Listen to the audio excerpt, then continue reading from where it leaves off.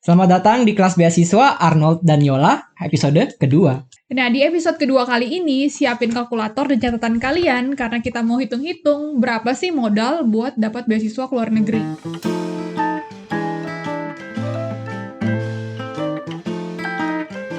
Meskipun kita ngomongin tentang beasiswa di sini, kita juga perlu dana, kita perlu modal buat daftar beasiswanya. Sebelum kita mulai, kita absensi dulu ya. Nah, teman-teman, cara absensinya gampang kok. Tinggal klik like atau subscribe. Dan itu sangat berarti banget buat kita berkembang sebagai kreator pemula. So, kita langsung mulai aja. Jadi teman-teman, pas kita mau apply beasiswa itu kita butuh uang untuk persiapan sebelum daftar beasiswanya dan juga setelah dapat beasiswanya. Nah, modalnya itu untuk apa aja sih? Nah, yang pertama ini buat belajar TOEFL atau IELTS. Nah, yang kedua itu untuk tesnya, yaitu tes TOEFL atau IELTS. Yang ketiga untuk menerjemahkan dokumen. Keempat untuk legalisir. Legalisirnya ada 3 tahap. Di notaris, di Kemenkumham, di Kemenlu, sampai apostil ke Kedubes. Nah, karena kita mau keluar negeri juga, jadi yang kelima kita butuh paspor dan juga visa. Lalu kita juga butuh asuransi travel, tiket dari kota kamu, mungkin ke Jakarta, dan dari Jakarta untuk pergi ke negara tujuan.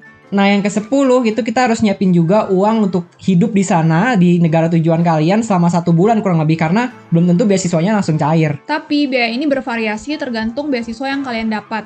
Nah, ada juga beasiswa kayak GKS yang dia cover tiket pesawat, jadi kalian nggak perlu beli tiket pesawat lagi.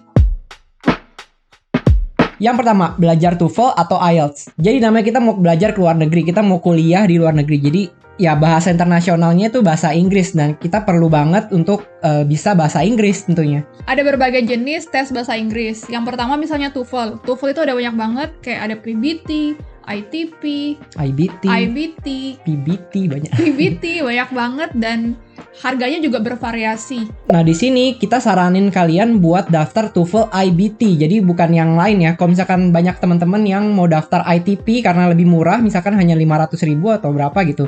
Nah, itu kalau bisa jangan karena itu nggak diterima semua orang, nggak diterima semua negara maksud aku. Secara general ya, di seluruh dunia ini, beasiswa di seluruh dunia pasti nerima namanya TOEFL IBT atau IELTS. Untuk belajar TOEFL atau IELTS-nya sendiri sebenarnya tergantung preferensi masing-masing. Kalau kita dulu belajarnya otodidak. Dan waktu itu kita milihnya TOEFL IBT. Dan harga bukunya yang kita beli itu buku Barron sekitar 500.000. Bisa juga teman-teman kalau mau les, mungkin harganya lebih mahal gitu. Mungkin bisa 2 juta, kita nggak tahu karena kita nggak ngeles. Tapi bisa siapkan budget sekitar itu. Nah, teman kita tuh rata-rata ada juga yang dari kampung Inggris, misalkan di Pare ya. Nah, kita juga nggak tahu harganya, katanya macam-macam tergantung berapa lama kalian di sana. Tapi ya tergantung kalian gitu. Misalkan kalian mau les, perlu les atau enggak. Karena tergantung kemampuan masing-masing. Jadi misalkan kalian udah belajar, kalian udah cukup yakin kalian bisa lolos tes beasiswa ini. Nah, itu kan bisa langsung daftar, kayak mungkin amannya itu 3-4 bulan sebelum deadline beasiswanya. Karena apa? Karena sertifikat bahasanya ini tuh berlaku cuma 2 tahun. Kalau misalkan kalian tesnya sekarang, tapi kalian rencana apply-nya ternyata tahun depan, rugi setahun kalian. Harga tes TOEFL IBT atau IELTS itu siapin kira-kira 3 juta rupiah. Itu tergantung harga konversi dari USD ke rupiah. Ya sekitar 3 juta amannya. Kalian bisa daftar TOEFL IBT di websitenya ITS di sini atau di IELTS yang di website yang ini. Untuk lebih detail tentang tes bahasa Inggris kayak TOEFL atau IELTS, kita bisa bahas tentang ini di episode kita yang lainnya. Yang ketiga adalah menerjemahkan dokumen. Dan untuk menerjemahkan dokumen, kita nggak bisa translate sendiri, tapi kita butuh namanya sworn translator atau penerjemah tersumpah. Sebenarnya kita udah pernah bahas secara detail di video sebelumnya di sini, tapi intinya kita waktu itu pakai satu sworn translator namanya Pak Anang Fahrudin tahun 2018 dan harganya itu per halaman 35.000. Nggak tahu sekarang berapa. Ya kemungkinan naik sih. Tapi dari sekian banyak sworn translator yang paling murah dan yang terpercaya itu dalam artian dia sudah terdaftar di Kemenkumham, itu Pak Anang ini. Kalau kita udah resmi diterima beasiswa, kita harus legalisir beberapa dokumen penting sampai ke tingkat Kedubes. Nah, yang keempat, kita harus legalisir dokumen kita di notaris, Kemenkumham, Kemenlu, dan apostil ke Kedubes. Nah, untuk notaris sendiri, dari awal kita udah nemuin notaris di Tangerang yang affordable dan terpercaya. Nah, itu namanya Pak Charles Hermawan. Harganya waktu itu 15.000 per dokumen. Itu waktu tahun 2018, harusnya sekarang udah lebih naik ya, sih. Kita nggak tahu harganya sekarang berapa. Nah, habis dari notaris kita lanjut ke Kemenkumham. Jadi atasnya lagi. Nah, di situ kita harus bayar 25.000 per dokumen. Dari Kemenkumham kita lanjut ke Kemenlu dan bayar 25.000 per dokumen. Dan terakhir waktu itu kita dari Kemenlu akhirnya kita terakhir ke Polandia, ke kedubesnya Polandia di Jakarta. Nah, di situ kita harus legalisir dengan harga Rp240.000 per dokumen. Emang tinggi banget, harganya mahal banget. Tapi itu udah termasuk diskon 50%. Jadi aslinya itu Rp480.000. Cuma nggak tahu sekarang gimana ya. Tapi kembali lagi, hal ini tergantung sama beasiswa yang kalian punya gitu. Kalian bisa tanya kontak personnya apakah perlu dilegalisir sampai ke kedubes. Soalnya kadang pas kita apply beasiswa di Korea misalkan itu cuma sampai notaris aja udah cukup, yang asal bahasa Inggris gitu ya. Yang kelima, karena kita mau keluar negeri, tentu kita harus punya paspor. Dan pas daftar, biasanya kita harus masukin nomor paspor kita. Jadi, paspornya sendiri harus dibuat. Nah, harganya itu Rp350.000. Gue habis cek di imigrasi.go.id. Biaya visa ini tergantung negara tujuan masing-masing. Ada juga negara yang menggratiskan visanya untuk mahasiswa yang diterima dari beasiswa pemerintah negara tersebut. Contohnya waktu itu, tahun 2018, kita berdua nggak bayar visa buat ke Polandia. Tapi junior kita itu justru suruh bayar, jadi kayak regulasinya juga berubah-berubah gitu.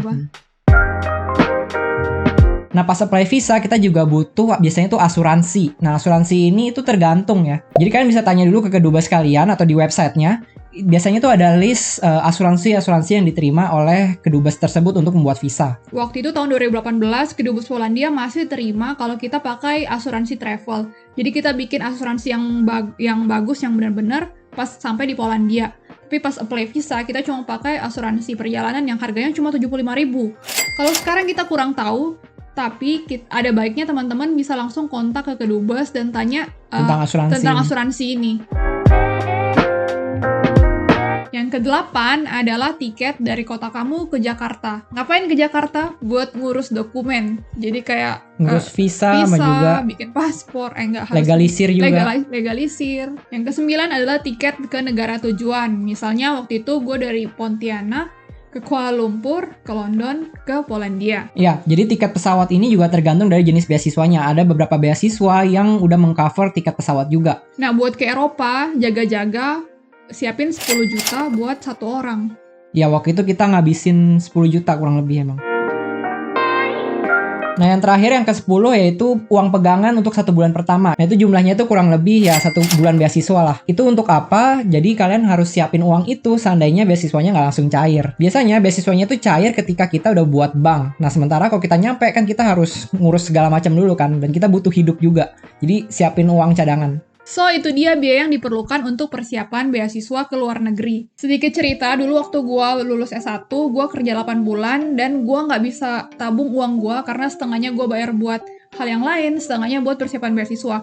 Pas gue udah dapat beasiswanya, udah pasti berangkat, gue nggak punya uang untuk bayar tiketnya 10 juta gitu. Waktu itu gue coba-coba aja tanya kakak senior yang udah kuliah di luar negeri apakah bisa pinjamin. Pas gue udah berangkat di Polandia ini, gue cicil sedikit-sedikit, akhirnya udah lunas gitu. Iya, pasti ada aja gitu jalannya buat mungkin kalau misalkan keluarga nggak bisa, kalian bisa tanya teman kalian atau mungkin cari sponsor gitu ya. Kita juga mahasiswa gitu, kita nggak mungkin punya uang segitu banyak. Bonus buat kalian yang nonton sampai akhir, kita udah siapin template rincian biaya untuk persiapan beasiswa ini. Kalian tinggal klik link di description box dan save Excel-nya. So, thank you udah datang di kelas beasiswa ini dan jangan lupa untuk like dan subscribe dan sampai jumpa di video selanjutnya. Dadah!